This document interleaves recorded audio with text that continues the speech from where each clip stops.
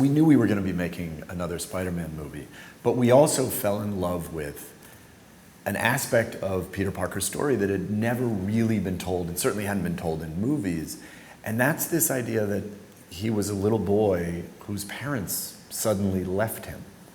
And they left him without telling him why or where they were going. And so what happened is he was a boy growing up with this enormous mystery hanging over him. Where did these people go? Who am I? You know, if you have no idea who your parents are and where they've gone, it's very hard to get a sense for who you are. So much of our own identity is tied up in where we come from. And because Peter's identity and his background and his parents' whereabouts is such a mystery, his own sense of self is what this journey becomes about.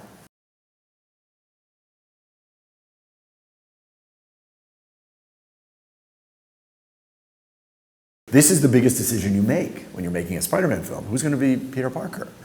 And we all sat around and we watched these auditions. And then we watched Andrew.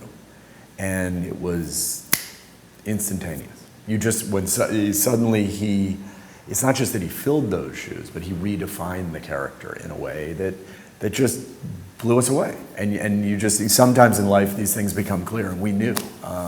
And he's a very modern character, and that was what Mark Webb was after, was a very modern interpretation of this guy, a guy who lives very much in today's world. And he is all of that.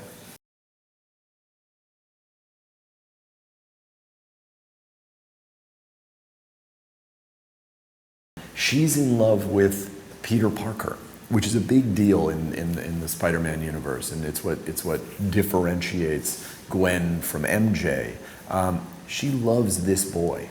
And so what you get is a very, very real love story and a real relationship between two people. Not Gwen and Spider-Man in the costume, but she loves him for who he actually is.